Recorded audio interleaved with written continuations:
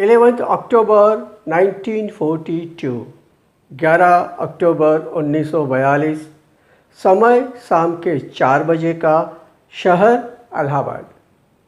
सरकारी रिकॉर्ड के मुताबिक इसी समय, इसी दिन, इसी शहर में 38 लोगों का जन्म दर्ज हुआ। ज्योतिष शास्त्र के मुताबिक इन 38 लोगों की कुंडली बिल्कुल एक समान थी और ज्योतिष शास्त्र के सिद्धांतों के अनुसार इन 38 लोगों का भाग्य भी बिल्कुल एक समान था। एक और रिकॉर्ड देखते हैं। 24 अप्रैल 1973, 24 अप्रैल 1973, समय दोपहर के 2:25, शहर मुंबई। सरकारी रिकॉर्ड के मुताबिक इसी दिन, इसी शहर में, इसी समय 68 लोगों का जन्म दर्ज हुआ। ज्योतिष शास्त्र के गणित के अनुसार इन सबकी कुंडलियां बिल्कुल एक समान थी और ज्योतिष शास्त्र के सिद्धांतों के अनुसार इन सब का भाग्य भी बिल्कुल एक जैसा ही था। अब देखिए कि क्या हुआ। इलाहाबाद में जिन 38 लोगों का जन्म हुआ उनमें से हमें एक ऐसा इंसान मिला जो फिल्म जगत का महानायक बना। नाम था अमिताभ बच्चन। मुंबई में जिन 68 लोगों का जन्म हुआ उनमें से हमें एक क्रिकेट का भगवान मिला जिसका नाम था सचिन तेंदुलकर। इन दोनों के साथ जिन जिन और लोगों का जन्म हुआ था उनका क्या हुआ किसी को कुछ नहीं पता। इसी से जागता है एक दिलचस्प सवाल कि ऐसा क्यों हुआ। अगर 38 लोगों की कुंडलियां बिल्कुल एक थी, उनका भाग्य एक ही जैसा था, तो हमें 38 अमिताभ बच्चन मिलने चाहिए थे और इसी तरह हमें 68 सचिन तेंदुलकर मिलने चाहिए थे। लेकिन हमें सिर्फ और सिर्फ एक ही अमिताभ बच्चन मिला, सिर्फ और सिर्फ एक ही सचिन तेंदुलकर मिला। ऐसा क्यों हुआ, चलिए इसी की चर्चा करते हैं। दोस्तों, ज्योतिष शास्त्र एक सच्चा शास्त्र है। उसके सिद्धांत बिल्कुल सच्चे हैं, लेकिन ज्योतिष शास्त्र की एक सबसे बड़ी सच्चाई मैं आज आपको बताता हूँ। ज्योतिष शास्त्र भाग्य की भविष्यवाणी का शास्त्र नहीं है, लेकिन यह भाग्य की संभावनाओं का शास्त्र है। मैं आपकी कुंडली देखकर आपको दावे के साथ ये तो कह सकता हूँ कि आपके भाग्य में क्या क्या होने की संभावनाएं हैं, लेकिन ये दावा हरगिज नहीं कर सकता कि मैं जो कह रहा हूँ ऐसा ही बिल्कुल होगा। इससे अलग भी कुछ हो सकता है। ऐसा क्यों? तो ऐसा इसलिए कि जब आपका जन्म होता है तब आपका परिवार, आपके परिवार के संस्कार, आपके परिवार के रिश्तेदार, आपके आसपास के लोग, आपकी आर्थिक स्थिति, आपकी सामाजिक स्थिति, ये सब आपके व्यक्तित्व पे असर करते हैं। दोस्तों, आपकी कुंडली की 12 राशियां आपका व्यक्तित्व तय करती है और आपकी कुंडली के 9 ग्रह आपका भाग्य तय करते हैं।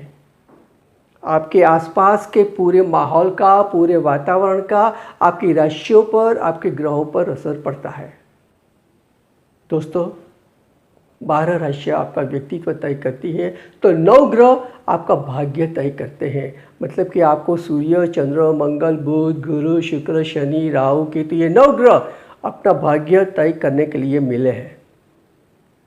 अब सबसे बड़ी दिलचस्प बात यह है कि आप इनमें से किन किन ग्रहों का अधिक प्रभाव ग्रहण करते हैं या आपके आसपास के माहौल के अनुसार आप पे किन किन ग्रहों का सबसे अधिक प्रभाव पड़ता है, उसी के अनुसार आपका भाग्य बनता है।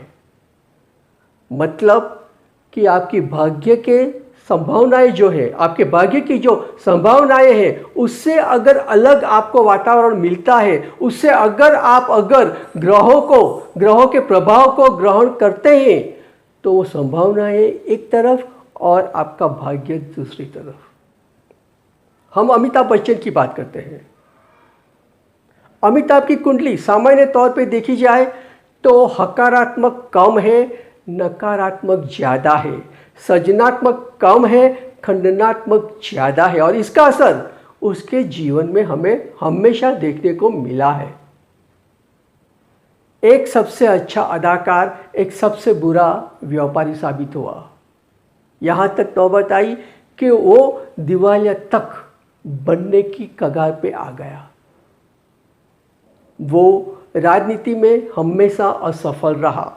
अपने दोस्तों से उसे दोस्ती कम, दगा ज़्यादा मिला। कूली के सेट पर उसके साथ एक ऐसा अकस्मात हुआ, एक ऐसा हादसा हुआ कि वो मौत के मुंह में जाकर वापस हुआ। रेखा के साथ उसके प्यार के चर्चे आज भी जारी है। कोरोना में अगर वो अस्पताल में दाखिल होता है तो इस बात की चर्चा कम है कि वो कैसी ट्रीटमेंट पा रहा है, लेकिन इस बात की चर्चा ज़्यादा है कि रेखा का नौकर भी उसी समय उसी अस्पताल में कोरोना की ट्रीटमेंट करा रहा था।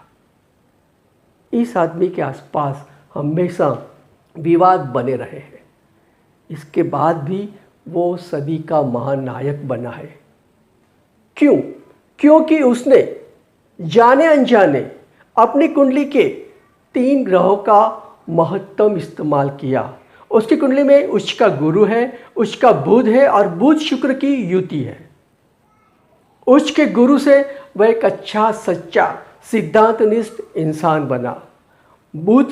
उच्च के बुध ने उसे सबसे अच्छी वाणी दी। उसके अभिनय की सबसे बड़ी ताकत है उसके संवाद, और शुक्र ने उसे एक बेहतर अदाकार बनाया। निर्बल कुंडली के बाद भी वो एक सबल भाग्यवान बन के ऊपर उठा। यही किस्सा सचिन तेंदुलकर का भी है। उसकी कुंडली में नीच के ग्रह ज़्यादा है।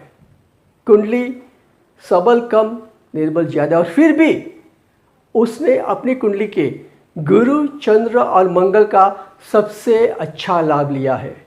गुरु ने उसे सिद्धांतनिष्ठ खिलाड़ी बनाया, मंगल ने उसे आक्रामक खिलाड़ी बनाया, और चंद्र ने उसे एक प्रभावक व्यक्तित्व, एक प्रभावक स्पोर्ट्समैन बनाया।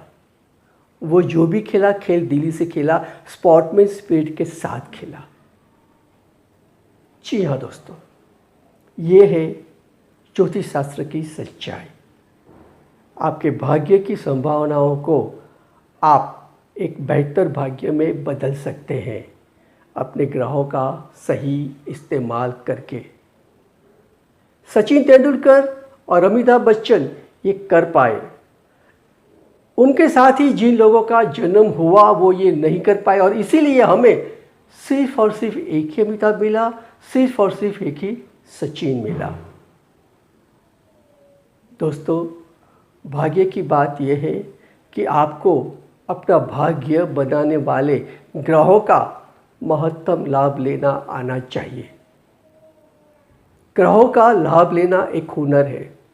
ये कैसा हुनर है ये हम हमारे अगले वीडियोस में देखते रहेंगे, लेकिन एक बात, आप अपने भाग्य की संभावनाओं को बेहतर भाग्य में बदल सकते हैं, ये हमेशा याद रखिए। मिलते हैं अगले वीडियो में।